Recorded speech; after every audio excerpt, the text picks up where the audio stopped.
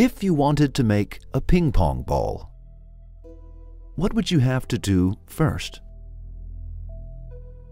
The first thing you would have to do is to set up a mold for the ball. Because without a mold, you would not be able to produce the ball. The necessity for a mold applies to every article. For example, let us say you want to make an artificial flower. Once again, the first thing you would have to do is set up a mold, and only in that way could you produce such a flower. Now, let us think of the soil.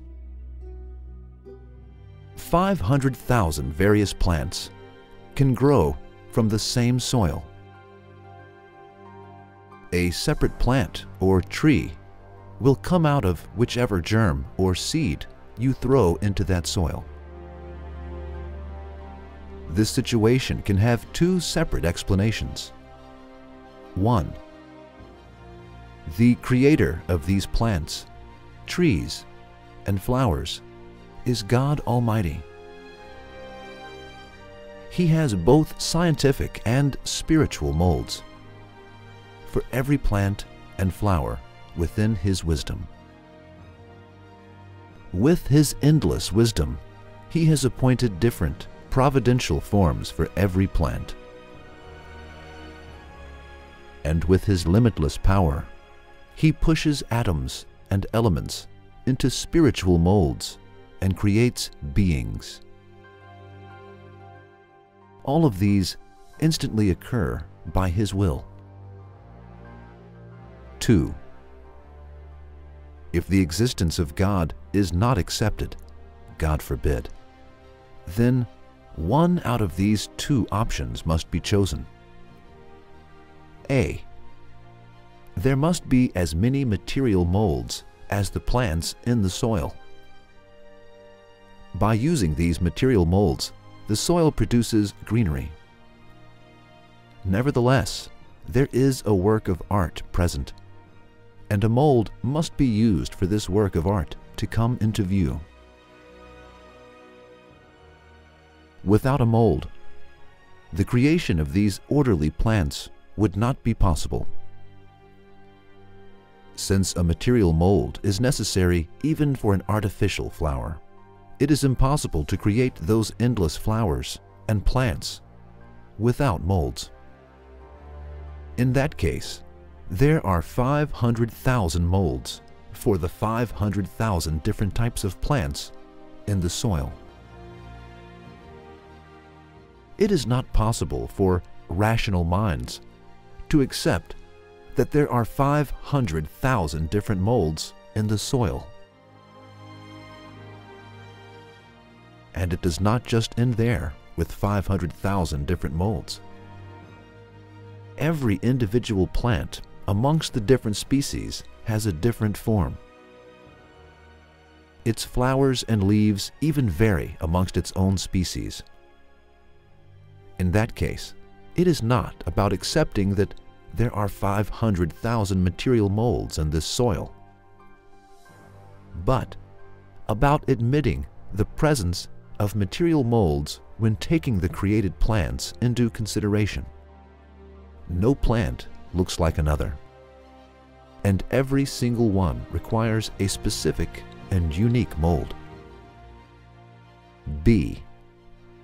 If we are unable to accept that there are unlimited material molds in the soil, which we cannot accept, then we must accept the presence of spiritual and scientific molds, since an orderly work of art cannot be created without a mold. If the mold is not of material, then it must be scientific and spiritual. A handful of soil should know the anatomies of all plants, their shapes, their formulas of creation, the leaves on every plant, their flowers, fruits, etc.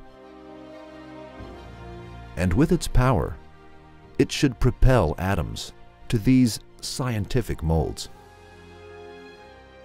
And this is only possible if the handful of soil has the same amount of knowledge and power as God.